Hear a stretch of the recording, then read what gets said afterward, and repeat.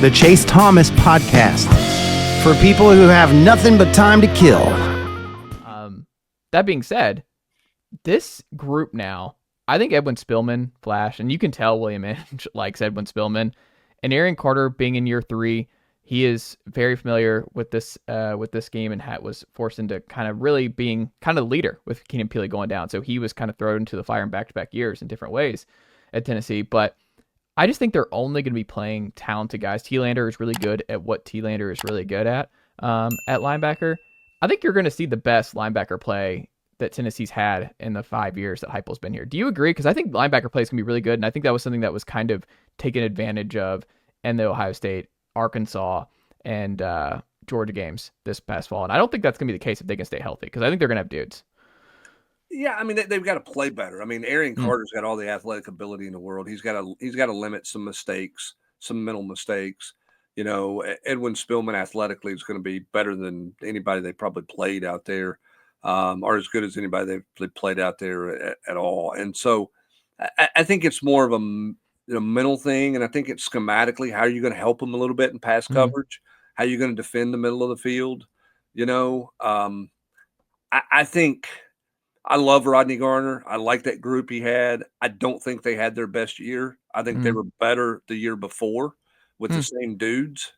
I think Tim Banks 100% believed in that group and probably was less aggressive with some different pressures and different looks and things like that. And I think that, you know, you probably got to get back to doing some different things. I mean, I think that he really believed that they could run a bunch of games up front, twist and things, and get home on a regular basis. And so you didn't bring as much pressure on maybe 3rd and 6. Now, 3rd and 12, play at the sticks, keep the ball in front of you, make a tackle, you know. But I think there are times that, you know, probably could have been more aggressive. They got to be better with their blitz packages. Those guys have to get home better.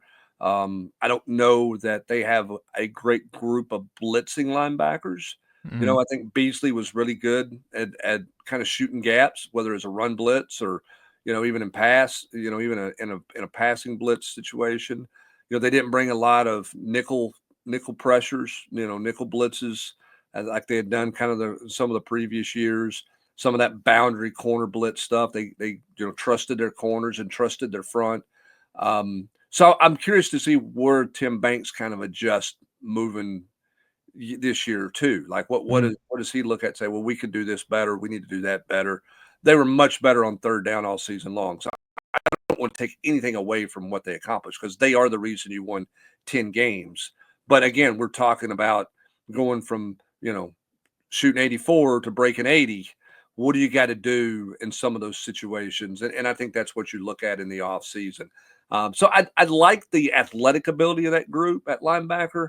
They've got to be much better in pass coverage if they're going to drop them into coverage. And if you're not going to drop them into coverage and you don't think that they're great in zone coverage, then you're going to have to bring some guys too and mix it up a little bit more. So I do think you're going to see teams test them.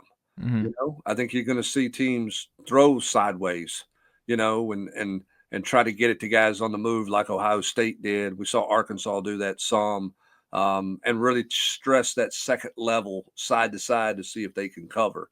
That's the one thing that when I watch the NFL in the playoffs, and I've watched them down the regular season here, because defenses are so good and corners are so good.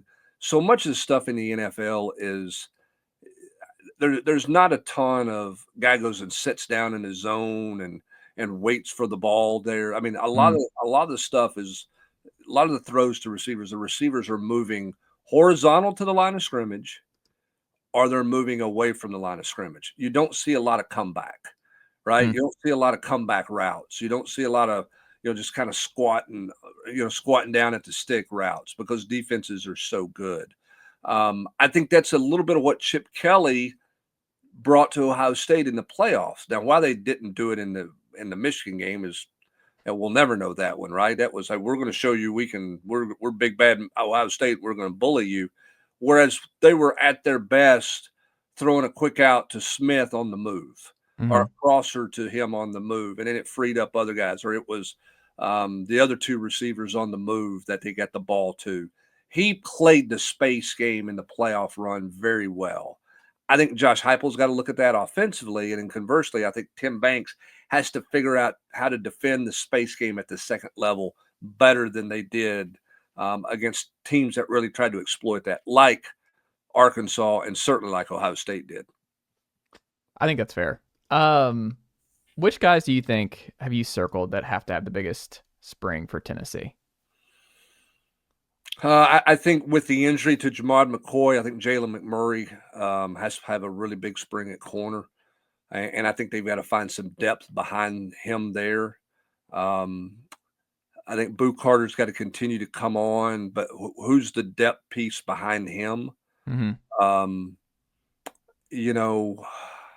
Edwin Spillman, you mentioned, got all the talent in the world. He's a guy who needs all the work he can get this spring.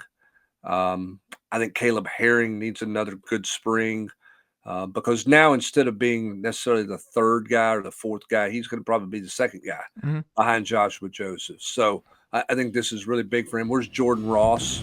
Nicely done, nephew. The Chase Thomas podcast. Hell yeah.